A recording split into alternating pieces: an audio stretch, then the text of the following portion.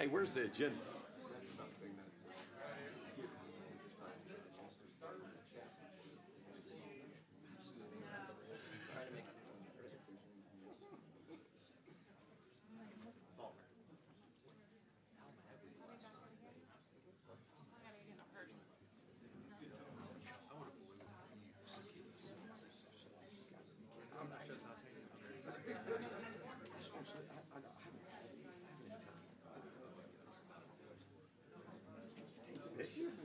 Oh, absolutely. Good to see you, sir. You got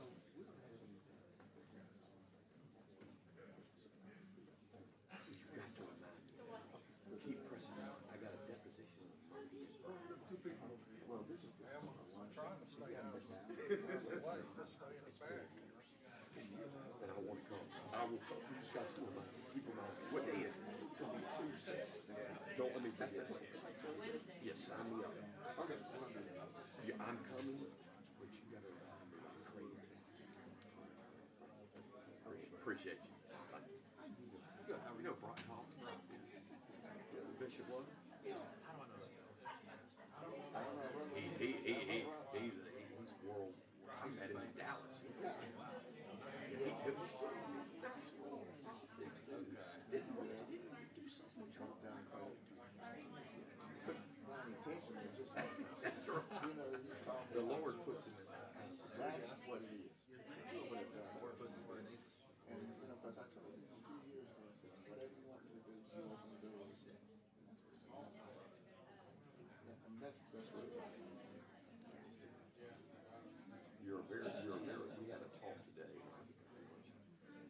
Wish you would be my guest in there sometime.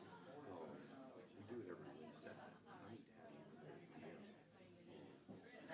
But it is, they got talking about chairs are for people. It's people's house. They're more for you than us.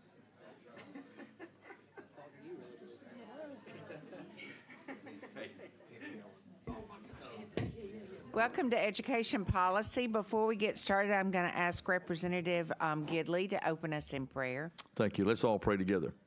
Heavenly Father, we first of all just thank you again for this day, for the privilege to be in your service and to serve one another. And Father, as we deal with very important things in this committee, we ask for your guidance, your direction, your instruction. We welcome you. Without your grace, your strength, your help, your anointing, and your blessing, we can do nothing that will accomplish anything of merit. So we ask you to help us, Holy Spirit, give us strength and guidance.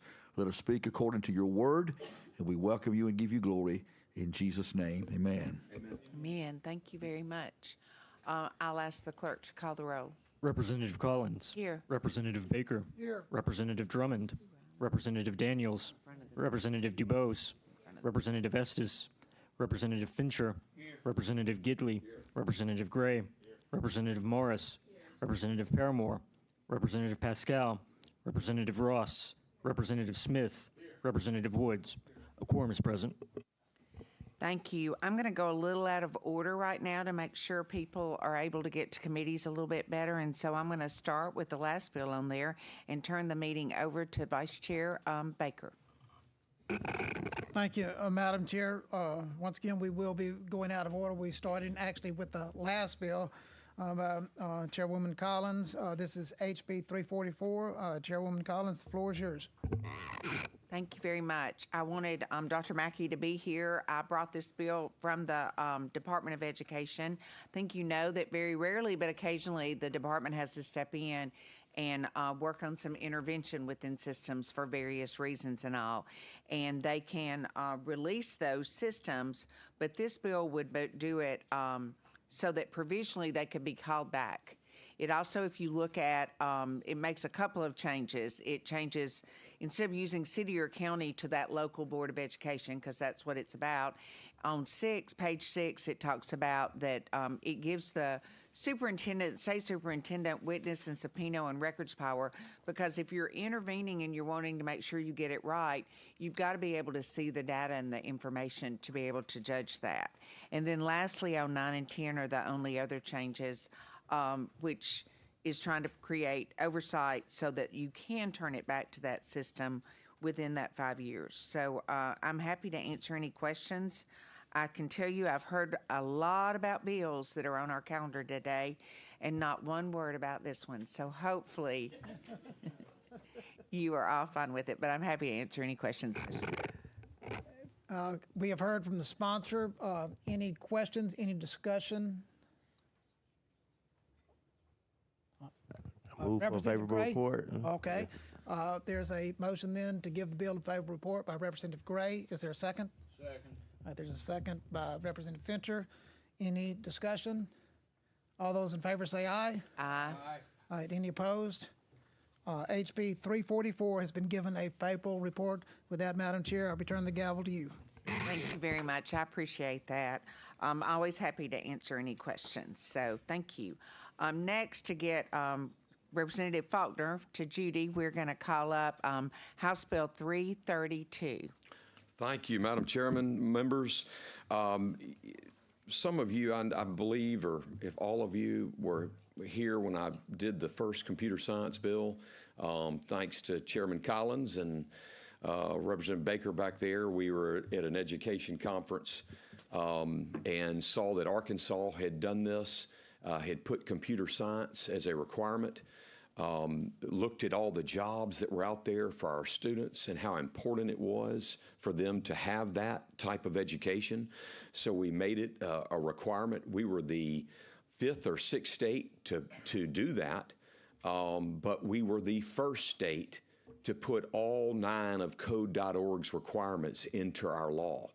And so it has been great. I think we have Anthony is here from Code.org right there in the back. Thank you, Anthony, for being here.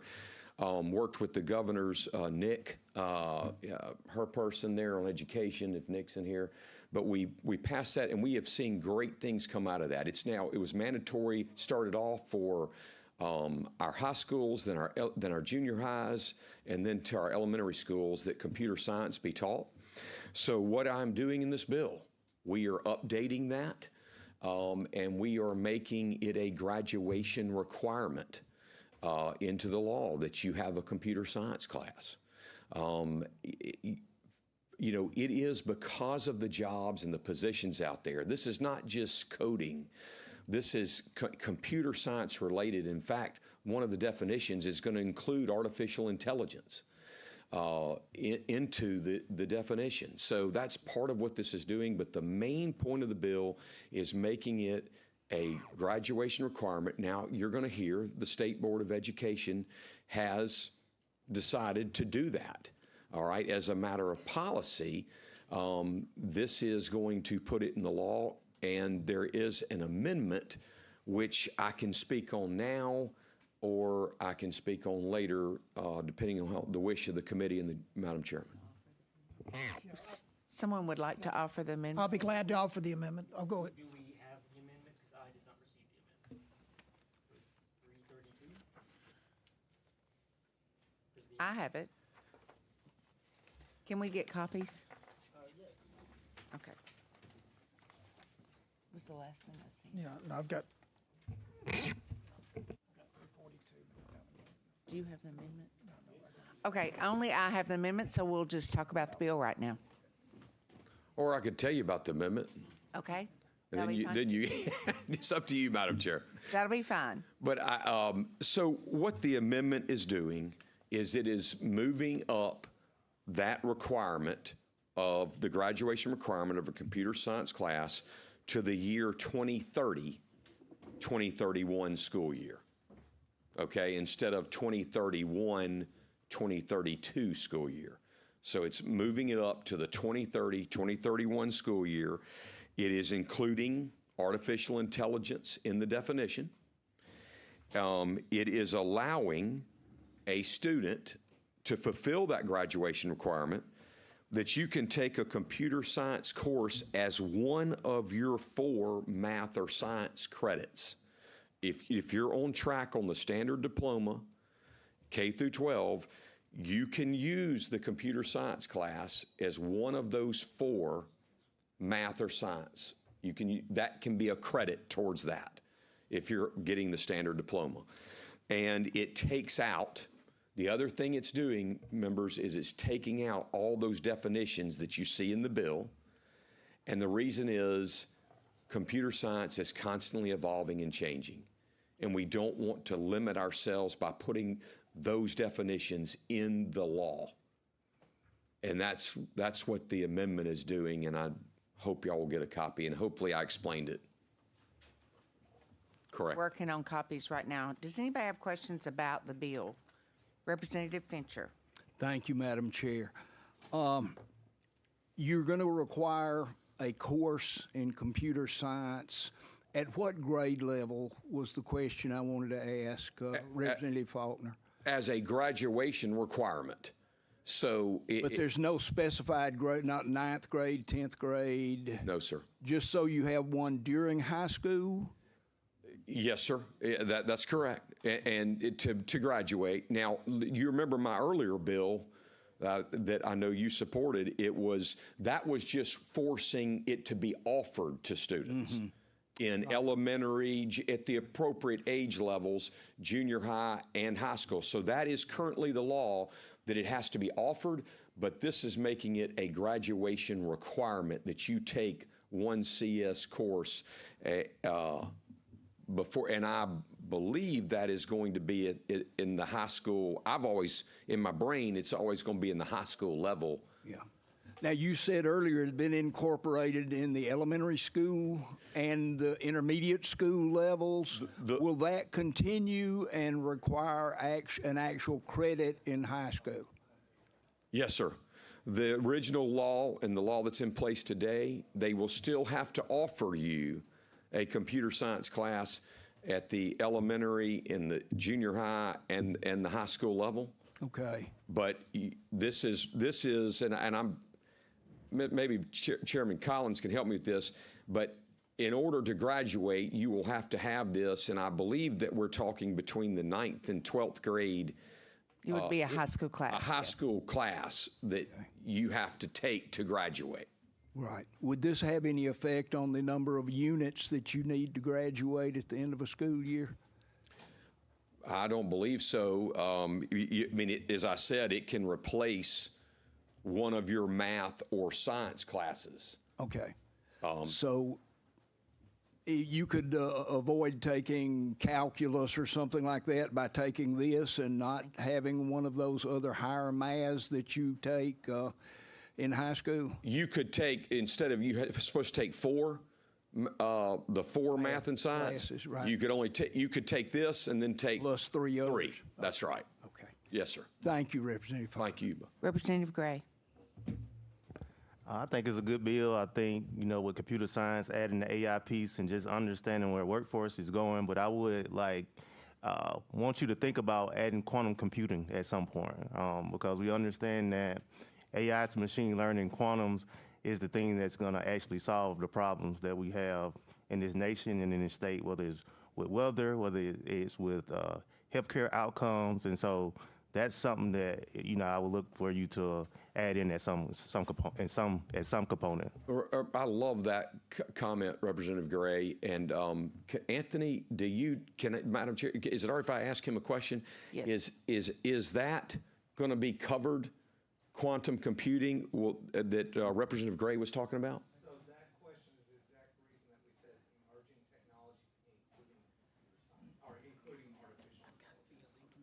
Because we're already looking toward that in the future. If y'all pass this with AI within the bill, within the definition, right now, We are going to We got to beat Oklahoma.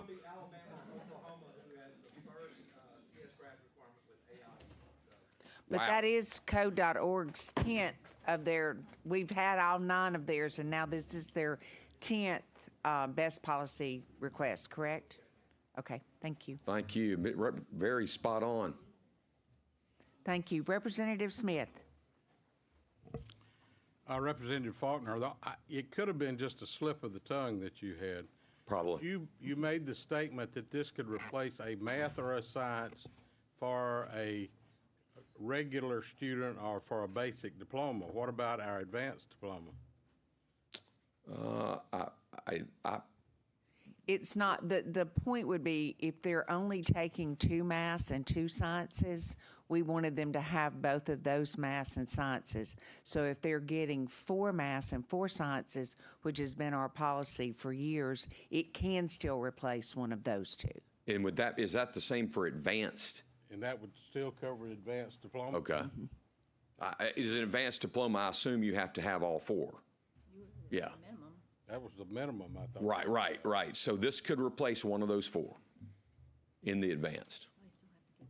And that's actually a part of the bill, that's already a part of our computer science, is that, I mean, the present computer science bill that we have is that it can replace one of those. We did have to, in this amendment you're going to go see in just a minute, we did have to have some language because now there are some students that are on only 2 math and 2 science, and we didn't want to replace one of those 2 for workforce. For Pathways Workforce Diploma. And we don't want to replace one of those. One last question. Have you looked or talked with any administrator about where they would like to implement this? Because 9th grade's packed, okay? You can't, I mean, once you put in all the things that are required there, you move up to 10th grade, it gets really cluttered too. So, and then when you get in the 11th and 12th grade, then that's where those advanced maths are, and advanced sciences. So have you discussed that with any administrators about how they will work this in a curriculum? I have not, but I've talked to Terry Collins, and she's really good. Can I get her phone number? I've also spoken to A+ and appreciate their help.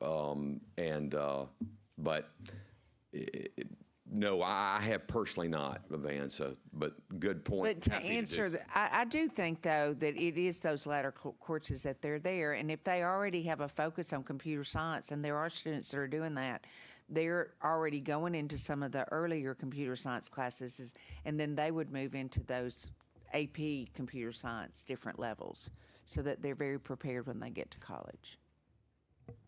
That was really what spurred our earlier computer science bill, was that some of our courses did not have the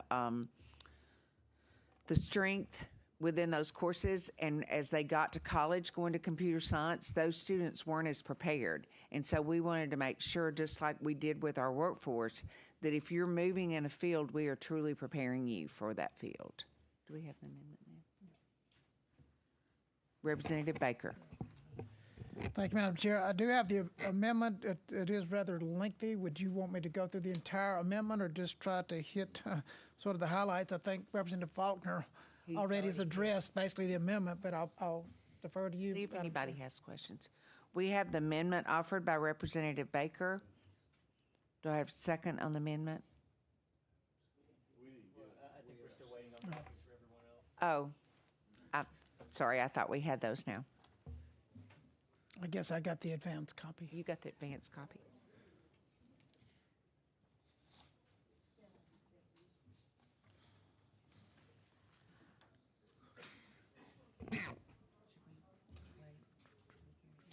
Why don't we just carry over and give them? Jeopardy music? Let's carry it over until we have time to see it. I know. I'll stick around. Okay, we're going to move to another bill so that we can value your time. And so we'll start back in order then and call HB 298. Representative Colvin. We carry the bill over at the call of the chair. Oh, I am calling the bill over at the call of the chair so that I can bring it up later then, hopefully if we get everything ready. Thank you very much, Adam. If you remember, we had a public hearing about HB 298 at our last education policy meeting, and we are back up today. Representative Colvin. Thank you, Madam Chair. Members, if y'all remember, last or 2 weeks ago, we had the public hearing for this bill. I thought we had very good debate from both sides on that bill. And I think what we all can take away is we heard from superintendents and principals and school districts who are desperate for relief when it comes to this issue. So I took last week's spring break and worked with some of those schools and Madam Chair on a substitute bill. So, Madam Chair, if it's okay, you want me to go and explain the sub? So the original version of the bill was I pretty much copy and pasted it from the report card rule, where the first 5 years that you test in the EL, you would not count towards athletics if you didn't participate. We scratched that version and started new. So now it is when a school system's grade 9th, 10th, and 11th grade, which is how they calculate athletic classification now, so we're only specifying on those 3 grades. When a school system, a public school, in those 3 grades, it's 15% EL. That'll be the trigger for the Department of Ed to then remove all the EL kids not participating in sports to not be counted, and then that is the new number sent over to the Athletic Association to then classify the schools 1A through 7A. That's pretty much how this would work. It doesn't guarantee a school is going to declassify. If they're in the middle of the pack, it doesn't guarantee they're going to declassify. Some of those schools, maybe like Crossville, that's 50% EL in those 3 grades, probably would declassify. A school like Albertville, that's about 24% in those 3 grades, probably would declassify. But what it does is it gives those schools protections, where in the event if they do have another large wave of migrants into their area that test in the EL, it gives them some protections, relief, knowing they're not going to automatically jump up classifications. And I want to be clear, this does not prevent any student from participating in athletics, and we're not hiding anybody. If they do play, they count. So it's very straightforward. And that's pretty much what the substitute does, Madam Chair. Are there any questions? Do I hear a motion? Oh, let's adopt the sub, and then we'll talk about it. Do I hear a motion to adopt the substitute? Representative Woods, do I hear a second? Representative Pascal? Okay, now we're on the sub. A vote for that. That would be great. Are there, all in favor say aye. Now we have adopted the sub. So we are on the sub to discuss it. And are there any questions for Representative Coleman? Representative Morris. Thank you. Okay, so is this sport by sport, or is it just the total school with athletics? So right now with public school, it's right now just total athletics. We had great discussion on the floor yesterday about that, trying to make it sport by sport. I'm willing to work with you throughout the spring break and with LSA to see how we can word that to make it sport by sport. Right now private schools are classified sport by sport. So there is a precedent set by the Athletic Association to change that. No public schools though, or swap public or sport by sport. So I do want to make sure if we do that logistically, we can do that. But if that's the most effective way to do this, I'm willing to go that direction. But right now, no, it would be football, basketball, softball, it'd all be the same. Okay, I just want to put it in the air. Yeah, no, great question. Yeah. Are there any other questions? Representative Baker. Thank you. I appreciate your outreach to me. You and I both have had some discussions somewhat offline in regards to this. I'll just sort of reiterate a position on some previous bills that have come our way pertaining to the high school athletic associations, which we actually have. Basically, there's 2. You got the Alabama High School Athletic Association, which is made up of both public and private, and has always been. So some people thought it was started out as public and then sort of morphed into private coming in, and that's not the case. It has been public-private from the very get-go, charter schools for both. You have the other, which is the AISA, the Alabama Independent School Association, and that would be just the private schools that are part of that. And so those are 2 of the associations. Neither are named in the bill. It just mentions then one. So I assume the application would be to both. It would be to both. I have a copy of that code. I asked LSA kind of why we defined it that way. And that's just how they've previously defined athletic associations in code. I have a copy of the code here if you need to see it. Right. It's just a way to encompass all of them. But with this only pertaining to public schools, the independent, I don't know the acronym, would not even be affected. Yeah, and but to continue to expound just a little bit, I have cautioned this body a little bit. I'm not one that likes too much for the interference into what is not a governmental entity, because the Alabama High School Athletic Association is not a governmental entity, or nor the AISA. And so although it may be somewhat of a quasi-like government entity or viewed as that, then I recognize that. But just as I would not want Congress interfering in the NCAA trying to tell them what types of the competition policies, whether it be a football, basketball, or whatever sport, then I would not want Congress being that entity that is trying to tell the NCAA what to do. Likewise, I caution this body then for us not to be overstepping our authority somewhat in the domain that's already has a board. This is a statewide board and all and such. So I would just caution this body on that respect. This in regard, absent of this legislation, just most any area, I'd say. But that's not to say never. I always recognize there are exceptions in that. So with that, then, I'll leave it at that. May I respond, Madam Chair? Oh, yes. So I completely understand your concern, Representative Baker. Sometimes I'll even agree. I think sometimes we step into fields in Congress that maybe we shouldn't be in, right. With our body. But however, since public schools, which are taxpayer funded, are part of this organization, I almost felt we have a responsibility to step in where we see an issue. And there's issues in my district with this specific bill. And I feel like I have a duty to my constituents to bring that forward to this body, even though it's not technically a legislative created entity. So that's why, and that entity we're talking about had the chance to address this issue 2 years ago and failed to do so. So that's right. And you make a very valid point with that, because so there can be exceptions, and I guess that's where you're suggesting this could be one of those exceptions to consider and going forward.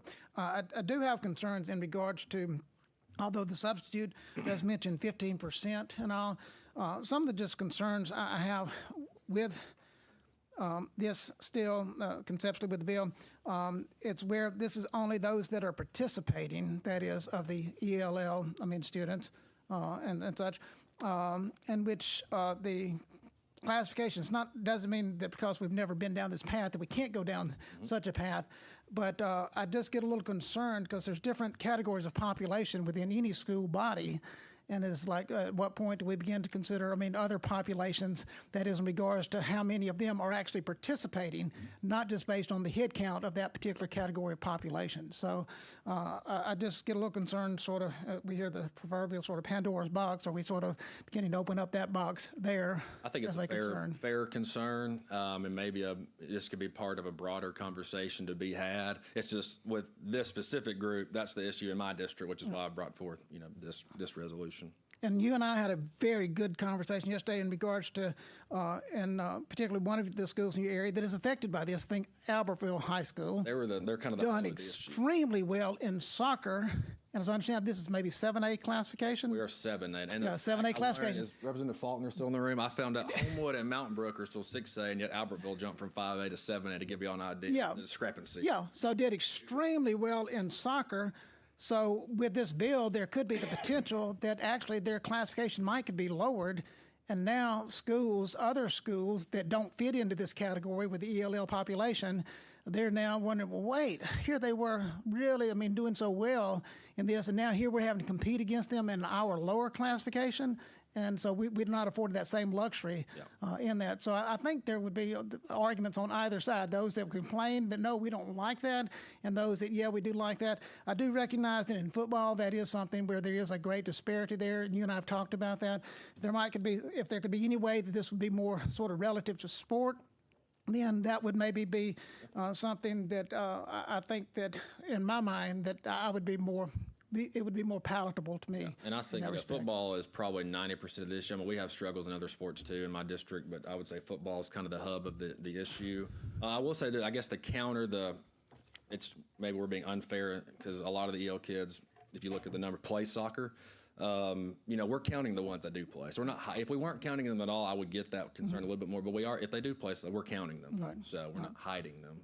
If I may then, with final this would, and schools, the classification has evolved over time. Originally, it was just based on the average daily enrollment. And if I'm not mistaken, like you said, then 9 through 11, I thought it was 10 through 12 is what I was thinking. No, they don't count the seniors because they're looking forward 2 years, so they don't count the senior class, just the freshman through junior class. Thank you for that correction in regards to that.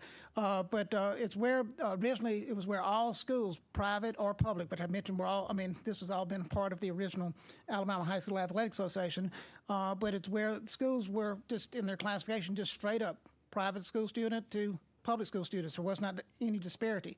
Along the way, I think it may have been in maybe perhaps the late 80s, early 90s is where then the multiplier came in, then 1.35 for each private school student. Then it'd be sort of an escalating type of count towards their student enrollment population, as it was felt that private schools did not have an exact zone. You ask, like, what's the zone for a private school? And everybody would say, it's out there, it's everywhere. And whereas a public school does have a zoned area, and so they must take students regardless that are in their area, whereas private schools have the luxury then to turn away or to accept according to their discretion. And so they maybe have a little bit more of a competitive imbalance there with the public schools. So that's why that was put in there. I think it worked extremely well and has been for years. And then it was along through, I'm not sure exactly how long it's been, maybe within the last 10 years, we've had the competitive balance that was also added in. It was felt that many of the private schools were particularly having great success, tremendous success, particularly more so in the individual sports.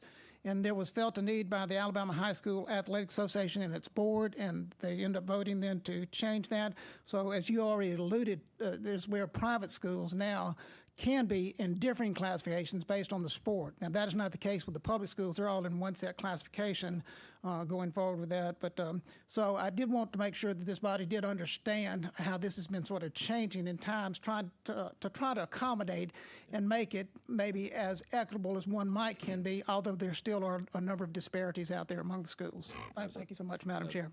I want to say, too, regarding some of that, too, I appreciate that they have been willing to change over time.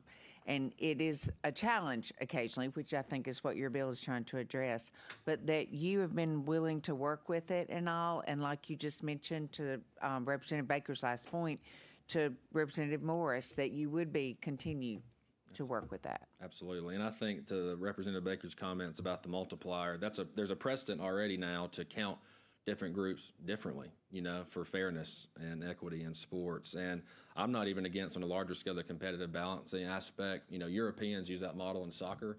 I think they have 4 or 5 different levels of the professional soccer league in Europe.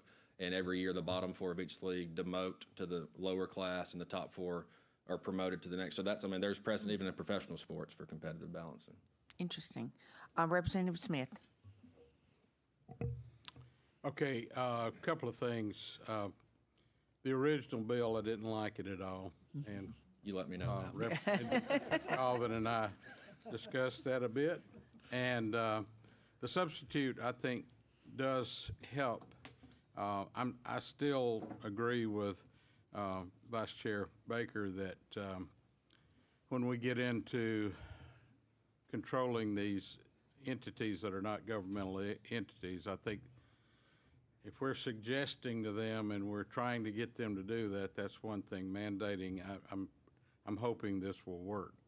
I was under the understanding that we were not going to count any Hispanic student. It's not Hispanic, it's EL. That's the big difference. And we talked about this yesterday, and I came to a better understanding of what we were trying to do with this bill. I still offer this.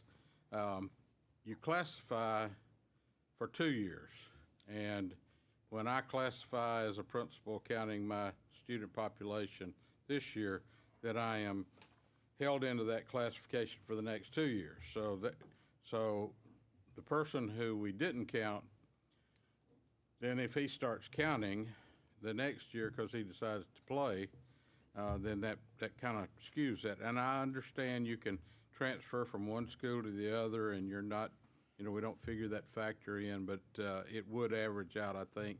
But where we're saying we're purposefully not going to count Johnny this year, then I kind of wonder about that for the next 2 years, because you could have a fluctuation in there and that. Also, one last thing, unless it's changed, it's not 9th, 10th, 11th.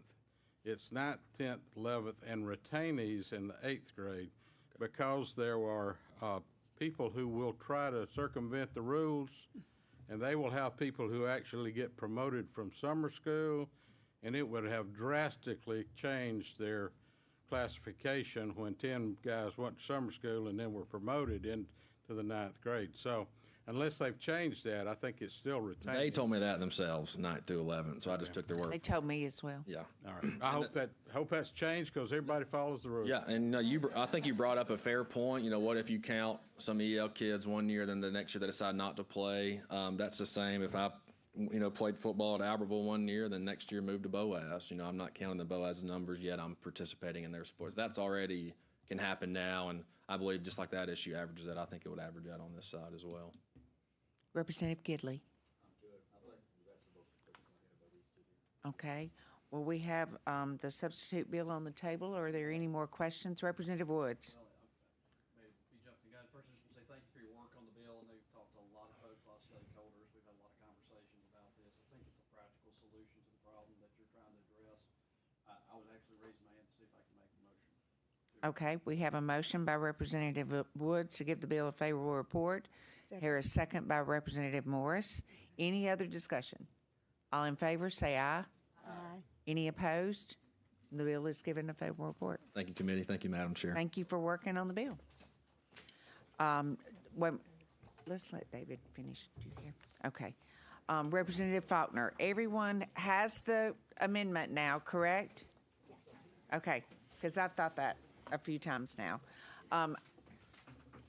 Would you offer the amendment? Sure. Yeah, I'll be glad to offer the amendment. I think everyone now has that in front of them. It is rather lengthy, but I'll be glad to go through in its entirety. If you want to, since he's more familiar with it. I'll be glad to. Mr. Sponsor, I think Madam Chair has requested maybe if you wanted just to go over and maybe hit the highlights without maybe going through the entire, would that be appropriate? Okay. Okay. All right.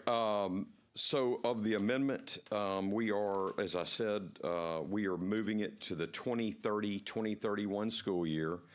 It is adding artificial intelligence, and that new definition, as Representative Gray talked about, to include quantum computing. Yep.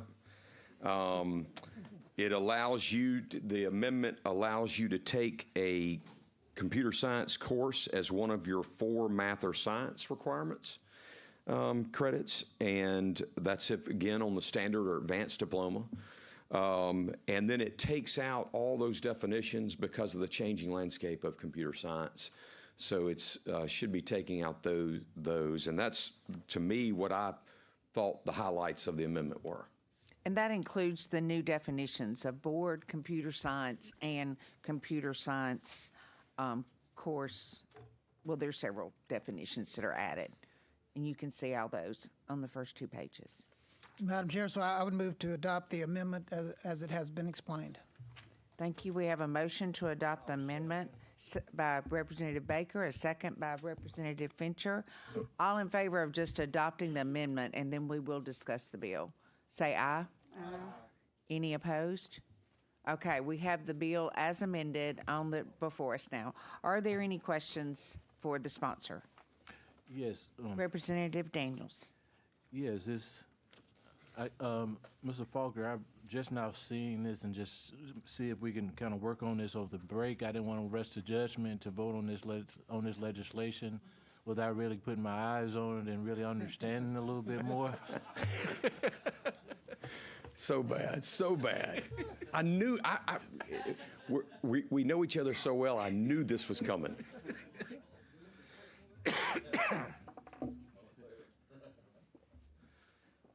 Are there any other questions? Or statements, comments? Representative Baker. Thank you, Madam Chair. Representative Faulkner, I would just say kudos to you. High commendations. I mean, you really have been a champion here for computer science over the years, continue to be that champion. And also, I think you are doing a lot to advance computer science in the school, its availability, and even with the requirements as part of this now. So once again, just thank you for your work. Appreciate it. Thank you for all your help and that of all the partners that I mentioned earlier, A+, Code.org, Chairman Collins, and many of you. And I agree with that too. I appreciate when we have groups out there that are experts in the area and they are quick and easy to work with so that we make good decisions on our legislation. Any other questions? Do I hear a motion? Motion by Representative Woods to give the bill as amended a favorable report. Second by Representative Gray. Any other questions? All in favor, say aye. Aye. Any opposed? House Bill 332, as amended, is given a favorable report. Thank you, Ms. Chairman. Sorry, Representative Daniels and all the members. Okay, thank you for your patience, Representative DuBose. You want to stay there or you want to go? You can do it. Okay. Next, we're going to call up House Bill 342. We also had a public hearing on that bill last time we met, and I think we also do have some amendments in your packet. So, Representative DuBose, thank you for your patience Thank today. you. I appreciate that. Thank you. I'm here to talk today about HB 342. We had a public hearing a couple of weeks ago, and I really want to thank my committee for all the excellent questions. And I want to thank the superintendents and the boards for all your questions, your comments. It really allowed me to dig deep into this bill and study, and I think I know the bill better, and I think we've made some accommodations that make it all better for all of us. So today, we have two amendments that I'd like to vote on to add to the bill. I'm not going to recommend that we necessarily vote on the bill today. All the discussions that have taken place up to this point have been based on the bill as it was filed. So I'd like for us to look at the amendment, to have discussions with your constituents, with your boards back home, with your superintendents, based on the amendments and the new information that I'd like to quickly give to you today, just to make sure we're all on the same page. And then I'm also happy to answer any questions for you. So I'm happy to make a few comments before we bring the amendments, or should we bring the amendments first, Mr. Chairman? Let's bring the amendments, and then let's talk about it all together. Okay. Representative Woods. I'd like to offer the amendment. Which amendment? Let's go with the line 66 on page 3. Okay. Would change to participates in released time may earn elective course. Okay, I hear a motion to adopt an amendment on line 66. Do I hear a second? Second. Second by Representative Fincher. Is there any discussion about this amendment? All in favor, say aye. Aye. Any opposed? The bill is amended with that one. Do I hear a motion on the second one, which is on line 84? I'll move the second amendment, Madam Chair. Thank you, Representative Fincher. Do I hear a second? Representative Gidley. Any questions about that one? Would you like to explain that one before we? Yes, I would like to explain that one. So the second amendment clarifies that local school boards or districts have the authority to make a policy that fits their needs in their district for religious release. Okay, are there any questions about this amendment? All in favor, say aye. Aye. Any opposed? Okay, now, would you like to make some comments about the bill or the bill as amended? Yes, I like to. Thank you all for adding those amendments. I think that makes the bill a stronger bill and will be something that can be implemented easily in our districts and support our parents. Just want to go through 3 or 4 questions that were asked throughout this process. Many of you have asked, why do we need this bill since we passed a law in 2019 allowing school districts to enact policies? So I'll tell you why.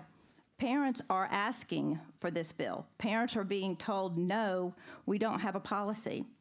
Since 2019, we have indeed had a few districts adopt a policy. We've had about 12. But we know there is a strong demand by parents for this program. 4,000 parents throughout our state of Alabama have signed a petition asking for a religious release program. We have over 120 districts where parents have expressed an interest, but school boards don't have a policy in place. Parents may simply tell a parent, well, we have no policy, and the conversation ends there. It doesn't go any further, and policies don't get implemented, and parents don't have options. So it's important to remember the thousands of parents in each district that we represent who count on school boards to implement these policies on their behalf. So a few more questions that we need to have clear answers on. Would local boards have the ability to adopt their own local policy? Yes. And we have an amendment now that puts that in law. Local boards are allowed to tailor the policies to meet their specific needs, and they do. In Hoover, we had a policy that the school board adopted where it could only be in the high school 8th period of the day, and that's what they chose to do. Would local boards determine if they award elective credit? Yes, that's optional. If they want to add credit, they can review the curriculum, see if it's substantial, and add it if they choose to. Would local boards have control over how many hours a week students are out of school for religious instruction? Yes. Our law says up to 6. Could be 1 hour a week. It could be 3 weeks in a row where it's every day. School boards will decide that according to their individual schedules and what fits. What about background checks? Yes, faith-based programs, providers accept responsibility and liability and should do background checks. Nothing prevents a board from putting that in your particular policy. Would school boards determine which schools participate? Yes, in that example I gave in Hoover, they decided their high schools would participate. What about scheduling? How does it work? Is it every day? That's decided by the district. It matches what's available elective or class schedule time. In Hoover, when we had it at Spain Park, where my kids attend, it was at the end of the day because they had specials, and that just worked for them. They would go to a nearby church, and you could go to religious release training instead of going to cheerleading or clubs or whatever you may have at the end of the day. Some of the elementary schools have done it at lunch and recess. Some of them have done it at library time. So there's many different ways, and that's up to the schools to decide. In fact, I talked to the school ministries of Alabama, and they are so conscientious about not disrupting the school day that they have decided not to implement it in grades 1 through 3 because they want the focus to be on literacy, and they know how important it is for the schools to focus on literacy. So that particular program says we're not even going to ask for this until 4th grade. But if a school wants to put that in their policy, 1 through 3rd, not available because we're focusing on literacy, they can do that. So it's very flexible program. So those are just a few of the things that we've talked about that there are questions about. One other thing I want to bring up, and it's the most important thing. Are all religious groups allowed? Yes. We believe in freedom of religion in this country, and the answer to freedom of religion is not stifling religion, it's providing more freedom, not less. What about that Satanic Temple organization that wants to participate? This is a scare tactic that's used nationwide to try and stop the freedom of religion. And we don't need to be afraid of that in the state of Alabama. They try to bubble up, but they always wither away because they don't have funding and they don't have parental demand. On top of that, this group and other secular groups are philosophical groups. The atheists, those are philosophical groups, not religious, and they do not qualify for release time under state law according to the Supreme Court 1972 ruling Wisconsin versus Yoder. So that's my little spill as fast as I can do it. I'm happy to answer any questions. We are not planning on voting for this bill today. I want to thank the sponsor for giving us the time. I also want to encourage you, as you talk to your local people, don't talk about what the bill was. Talk about where the bill is right now with your people and see what their thoughts are on that. And are there any questions, though, while the sponsor is with us? Representative Baker. I apologize for being quite wordy today on different matters. Representative Dubose, I do applaud you in bringing this bill and the fact that it at least enlightened me on something I wasn't aware that was already in place. And there are already some schools across the state that already permissively have this in place because the way the existing law is, I think you mentioned 2019, that this does then provide the opportunity, the maze that are in there now, that in this bill it was changing then to shall, but now we would remove one of those on the elective side, the credit side. But with that, so I was pleased to hear that there were those communities that had that opportunity to make those decisions and have made that decision and feel like it's working well for them. However, on the reverse side of that, there are some schools that have chosen not to do this, and not necessarily because they do not value religious instruction, is they value instructional time. And one of the things that hits my ears quite often from the teaching ranks, and that is how valued that time is in the instructional capabilities to be able to provide that, and the demands placed on them. And so with that, I hear everything, well, there's way too much testing, there's way too much documentation, we need more instruction time. None of that, they feel sort of piled on because there's different areas where they've also got to try to do some sideline avenues of some teaching, whether it be bullying, whether it be with the character or just all sorts of different things that they feel piled on, and so that instruction time is very valued. And so some of these school systems that are maybe chosen not, I don't think it's because they dislike the religious instruction, which may give that indication, but more so they value that instructional time, and they want that quality time, with their students. The thing that I would somewhat pose the question, that is, this instruction, this religious instruction, isn't this available also outside the parameters of the school day? Well, that's true. But one thing that this adds is that there are some students from families don't have transportation to get around. This could access religious education to students that can't go to Wednesday night church because their parents are working, or they can't even go to Sunday morning Sunday school because their parents are working and they don't have a way to get there. So this provides these students with an access to religious education that their parents approve of, that they may not have access to it. We're thinking about, a lot of our families. We went to school 3 days a week, and we drove there, but not all students have that opportunity. And just so I can comment on your instructional time, because y'all know I was a serious parent and I valued my instructional time with my kids. I'm telling you, they never missed school. But we also know that there is time during school where I feel like time's being wasted. And if there's a time in that school when it's library time, some parents may value library time, but they may prefer that during library time, their child goes to this religious class. I think we need to trust parents to make those decisions. These events, these religious classes cannot take place during core classes by law. So it would have to be during something we would designate as downtime, maybe study hall, maybe library, maybe whatever beta club or whatever the club may be. They're going to take place during that time, and that should be a parent's choice to determine what's a priority for them. Yeah. The thing that bothers me a little bit is that it seems to be that there are those that maybe have felt like, because they might have approached, say, the superintendent of a school system, and they've sort of been turned away. And I understand the superintendent then somewhat being the ultimate leader of that particular school system at the forefront making some decisions, but the school boards are really more the governing body. True. And most parents, whenever they've got sorted issues, then they're going to continue to bounce these ideas or bump on their school board member that lives down the street from them, goes to church with them, or they see in the grocery market. And so they'll normally be hitting upon them for things that they consider a priority. The thing that is most bothersome to me in regard to this bill is stripping the locals of that discretionary decision.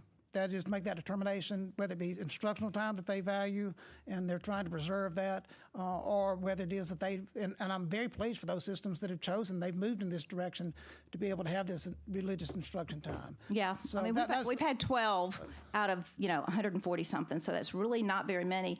And I will say, I think that the person that the parent most likely approaches is the principal of that school. That's who they see on a day-to-day basis. And what the principal is going to say is, we don't have that program. I'm sorry. So I don't think it's really practical to expect every parent to go fight the school board on this issue, because honestly, they're going to have a conversation with the principal. He's going to say, "I'm sorry, we're not going to offer that." They're saying, "Darn, I hate that," and it's going to end. They're not going to gather the troops and go fight the school board. That most parents just don't have that capability and that time and that emotional ability to do it. I just think it's not practical. So this says, look, when you've only got 12 districts out of 140 something that have implemented a policy that's been around for 5 years, and we have 4,000 signatures that say they want this, and we have 120 districts that have said we have people in this district that want it, and there's not a policy, to me, that indicates there is a greater need than we are filling for our parents. And this is about the kids. This is about the kids, is what this is about. The parents and the kids. What do they want? That's who we work for. We work for the parents. I have 50,000 parents in my district that vote. I probably only have two school board members that vote. I'm voting for the parents.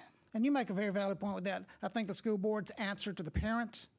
And so when a school board is trying to reflect the wishes of those parents, some of those school boards have made that decision that they value the instructional time and that they would want this religious instruction perhaps done, that is, times other than the school time. Yes, sir. Thank you. Appreciate your opinion. Representative Smith. I'd say you painted principals with a pretty broad brush because all principals wouldn't do that, okay? You are So, right about that, and my sincere apologies, Some of those Principal principals Smith. would go on to the You are superintendent. absolutely right. You are a rare gem. All right. So as a rare gem, I think you mentioned, I believe to me, as we talked, you talked about Oak Mountain, you talked about some other schools where this is functioning very well, right? Yes, I would say they have implemented the policy, and yes, it's functioning. And why did they implement that policy? Well, School Ministries several years ago actually was the group that fundraises. I mean, you can't do this unless you have money and unless you have parents that want it. You have to have a grassroots effort of parents that want this, and you have to have a functioning board behind them. And so years ago when this started in Alabama, it was parents that wanted it, and it was the School Ministries Board of Alabama. I think we may have hello, thank you for coming, that worked together with the parents and the school district to get it started. But it has, it has to be parents that want it, and it has to be a good faith-based nonprofit that's willing to work with the parents and the school systems. Okay. I guess my thought is, kind of along Representative Baker's line, is if it's working, then it looks like to me it can continue to work, and those local school boards that are elected by their population, they're going to elect people that do what they want to do. And I do not think it should stop even with the superintendent or with the school board. I think the constituents need to have a valued comment in there about that. Now, one other thing, too, and you didn't do it the second two times, but you called one time a day recess, okay? Oh, is that an antiquated term now? That was when I was in school. Okay. It is Well- now physical education and required in elementary school, okay? So it's a little different, and it's structured physical education can be extremely good for the children. So thank you for the work on this. Agreed. Thank you for talking to me about it. I've enjoyed talking to several of you. So It's been fun. I enjoyed talking to you too. Yeah. Representative Ross, do you want to say anything? We're going to end with Representative Ross's comments. Recess has returned, and they I'm actually so glad. call it All about it. play. Yes, let's have play. Let's have play. Yes, and thank you all for your comments, and thank you for the process. I've learned a lot, and appreciate. Well, and I all of appreciate you giving time for people to, with amendments, to talk to their people. This is and we'll not, look and forward to it's hearing from really, you. it's a new issue. It's a new concept for a lot of people. Some of you legislators are familiar with it. It was new for me. And so it kind of takes some time to educate everybody on, how this really does work. So thank you. Thank you very much. And with that, we are adjourned. Have a good week off next week.